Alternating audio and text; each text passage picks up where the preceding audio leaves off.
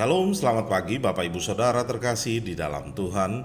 Kembali saya menyapa pagi ini melalui firman Tuhan dengan tema bagaimana mungkin bahagia dalam penderitaan.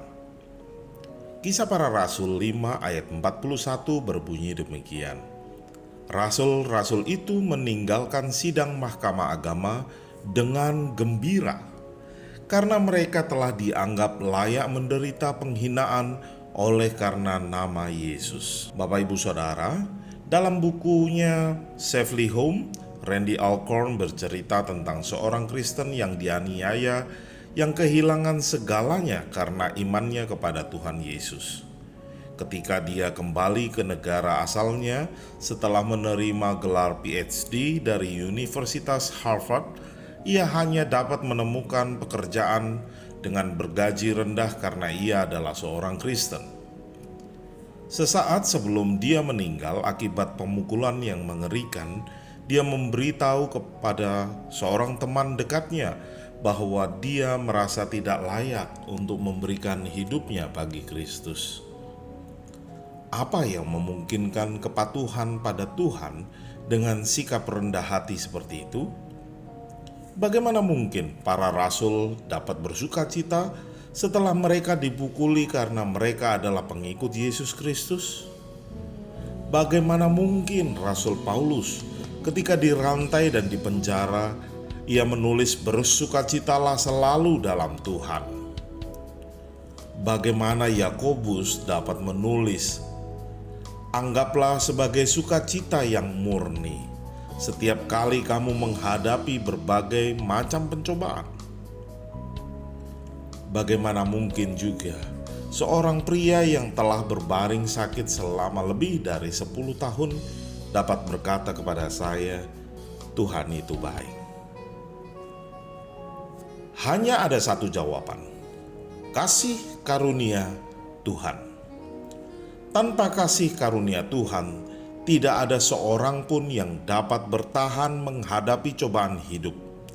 Karena kasih karunia Tuhan, kita dapat yakin bahwa di saat-saat tergelap kita sekalipun, kita tidak akan menyerah karena Dia memegang hidup kita. Seperti yang Tuhan sendiri katakan kepada Paulus dalam 2 Korintus 12 ayat 9, cukuplah kasih karuniaku bagi kamu. Saat kita tumbuh untuk mempercayai Tuhan, kita sepenuhnya dengan hidup kita terus bertumbuh dalam pengalaman kasih karunia Allah. Oleh karena itu, jadilah orang Kristen yang dewasa, tidak hanya mengeluh, tetapi bisa bersuka cita di dalam penderitaan dengan kasih karunia Allah. Amin. Mari kita berdoa. Segala puji syukur kami naikkan bagimu Tuhan. Terima kasih atas pertolongan Tuhan. Berkat penyertaan Tuhan kami boleh ada hingga saat ini. Dan kami terus menyerahkan hidup kami ke dalam tangan kasih-Mu ya Bapa. Selama ini kami hanya mengandalkan pemikiran kekuatan kami. Ataupun kami ketika menghadapi setiap penderitaan, pergumulan yang ada, kami lebih banyak mengeluh. Tapi biarlah kami boleh menikmati kasih karunia Tuhan, dan itu cukup bagi kami. Terpujilah nama-Mu dan jadilah kehendak-Mu. Terima kasih Bapa atas kasih karunia yang Engkau berikan kepada setiap kami. Dan biarlah dalam setiap pergumulan yang ada, kami tetap mengandalkan Tuhan. Kami tetap berserah. Bahkan sepanjang hari ini dalam setiap aktivitas kami, biarlah kami boleh menyerahkan sepenuhnya ke dalam tangan kasih Tuhan. Kehendak Tuhanlah yang terjadi dalam hidup kami. Terima kasih Bapa, terpujilah nama-Mu. Kami terus berdoa bagi para pemimpin bangsa kami, gugus tugas relawan, tenaga medis. Kami terus berdoa untuk permasalahan corona, permasalahan bangsa kami.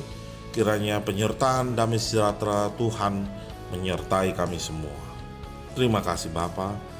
Di dalam nama Yesus Kristus, Tuhan dan Juru Selamat kami berdoa. Amin. Selamat pagi, selamat beraktivitas, tetap semangat, Tuhan Yesus memberkati kita semua. Shalom.